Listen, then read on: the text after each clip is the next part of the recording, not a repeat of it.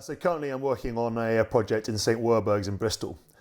It's a 2 up, 2 down end of terrace house, and the plan for it, although it's initially going to be a buy to sell, I'm actually very keen to keep it. It's in a really good area, and it's a popular area which is growing in popularity, as I say, and will therefore hopefully increase in value. And my planned strategy for this property is service accommodation. So I'll be putting on Airbnb, Booking.com, etc., which should maximise the cash flow that it can generate. So I bought this property for £243,770. Throw into that stamp duty, which is about £9,000, and we pushed about £250,000 in terms of initial purchase price. By keeping this house and using it as service accommodation, I should be able to get about £150 per night out of this property. This would be at about a 70% occupancy rate for the area, and there's software that can help you work this out, which should get me about £3,000 to £4,000 a month. Due to a few unexpected expenses, the cost of refurbishing it has gone up, but luckily we are told to go for 20% return on capital invested, so I'm still comfortably in the profit margin.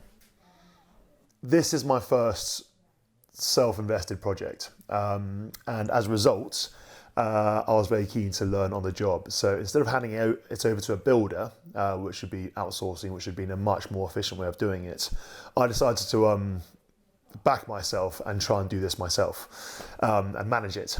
So I gave myself responsibility for doing all the destruction, stripping things out, and where there's construction involved, I've been handing it out to the experts, to the various tradesmen. Getting tradesmen to reliably stick to timings so that other ones can be queued up has been the biggest challenge. Another challenge has been identifying all the flaws. It's a very old house I bought. It's been it's been highly neglected. And so as a result, there's been a lot of work required and a few surprise pieces here and there which have added to the costs, but luckily still within the advised buffer zone. I intend to get it to a value of £340,000. From this property, I should end up making about £40,000 out of it in terms of overall absolute profit. That's if I choose to sell the property. Instead, I will refinance and take out as much of the value as I can, which should be close to what I put into it, and then keep the house on a mortgage and let it out. So my return on investment, I think, given the few surprises I mentioned, will push down to about 12.5%.